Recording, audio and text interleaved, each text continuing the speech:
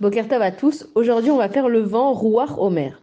La tsafan teni ulteman, al tichlaï avini vanaï merachok, uvnotai miktse haaretz. Je dirai au nord, donne au sud, ne les garde pas prisonniers. Ramène mes fils des pays lointains et mes filles des extrémités de la terre. Alors le vent, en fait, il nous chante à nous. Si on fait attention, on peut entendre le vent. Le vent, il a un son. On va pas comprendre qu'est-ce qu'il nous dit le vent. Maintenant, avec cette shira, on comprend ce qu'il dit, mais on peut entendre le vent. Alors on sait qu'il y a quatre directions. Il y a le nord, il y a l'est, il y a le sud et il y a l'ouest. Et on dit que le vent, il va ramener au temps du Mashiach, il ramènera les béné Israël des quatre coins de la terre. Et quand on parle de la Géoula, de la délivrance, on ne sait pas exactement comment ça va se passer, mais on a tous entendu que ça va être très rapide. Ça va être quelque chose qui va être très soudain. Ça va être comme un coup de vent, si on peut dire. Et autrefois, cette shira, elle existe depuis le début de la création. On ne pouvait pas comprendre qu'est-ce que ça veut dire que la Géoula, la délivrance, elle va être rapide. Parce qu'avant, il fallait prendre des bateaux, il fallait même voyager à dos de chameau, ça pouvait prendre des années et des années avant d'arriver à une destination.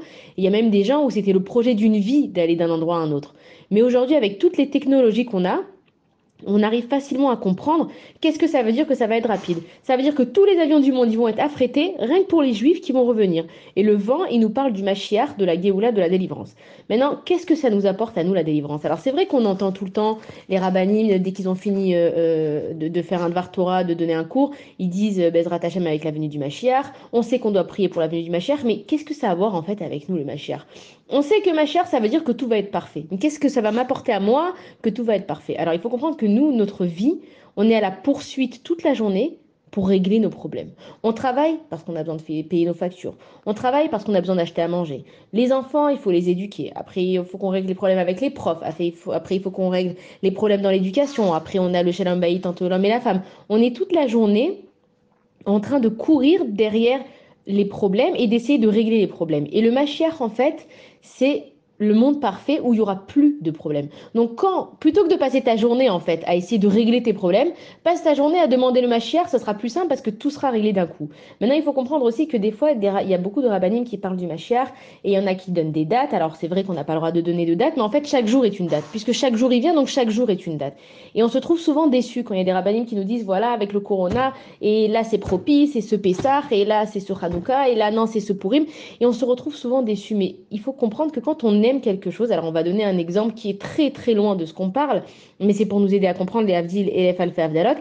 Si moi j'ai une idole, et qu'elle doit venir faire son concert en Israël. Alors là, je vais regarder tous les jours tous les détails du concert, et puis à chaque fois c'est annulé. Une fois il y a une panne, le batteur il est malade, une fois c'est la chanteuse elle est malade, une fois c'est l'avion qu'elle devait prendre qui est...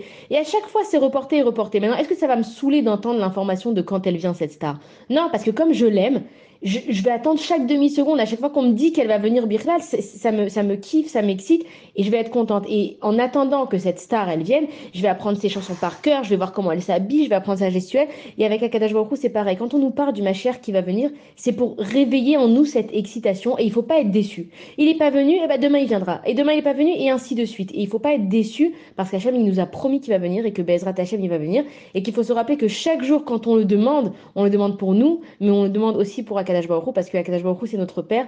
Et un père qui est loin de ses enfants, il n'y a pas pire comme souffrance. Voilà, bonne journée à tous.